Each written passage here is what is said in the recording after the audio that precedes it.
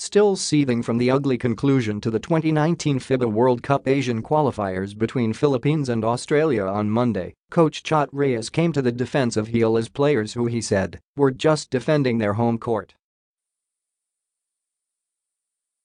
The outspoken mentor shed light on the incident which led to the disappointing end of the much-awaited tussle, saying that it was the boomers, specifically Daniel Kickert, who planted the seeds of the fracas even before the game started. The reality is that Kickert was hitting our players during the warm-ups, he bared. He hit Carl Bryan Cruz, he hit Matthew Wright, Roger, Pogoy, and he hit Calvin Abueva during the warm-ups. We already restrained the players before the game. We already told them, Huwag, niyo, pansinin, when Kickert did all of those things at the start during the warm-ups. We already told them to focus on the game. It didn't help that Kickert came in and decked Roger Pogoy after the latter's offensive foul on Chris Goulding, which triggered the melee. The foul of Pogoy on Goulding was an offensive foul, it was a basketball play. But Kickert was the one who came in and decked Pogoy. That was the 5th time.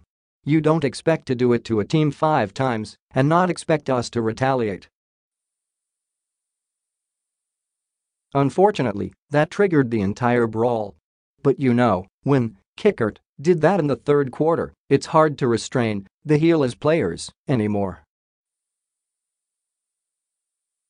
9 players from the home team hit the showers early after incurring disqualifying fouls, leaving only June Fajardo, Gabe Norwood, and Baser Amer as the lone members of the team on the floor.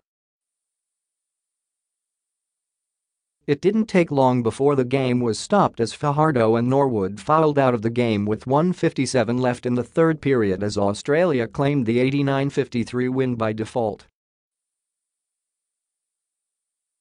Though Reyes understood the frustration of some fans with the way Gilas Pilipinas handled the situation, he said that no one can relate to what the team had to go through if they weren't one of those on the court. It's unfortunate. We didn't want it to happen.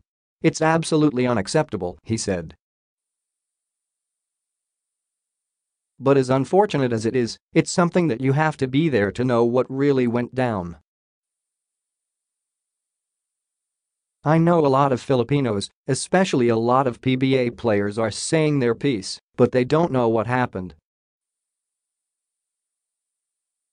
They don't really know what went on. That's all that we have to say. I understand the disappointment.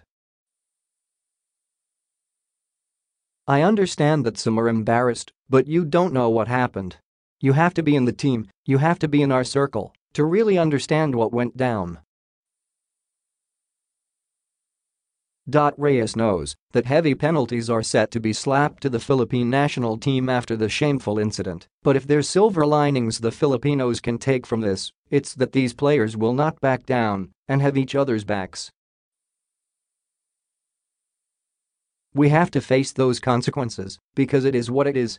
But one thing that they have to know about this team is that we're not going to back down, he said. All I know that this team remains solid. We have each other's back and we have each other. The Philippines advanced to the 2nd round of the qualifiers, set to begin on September, but it remains to be seen who the players wearing the national tricolors will be.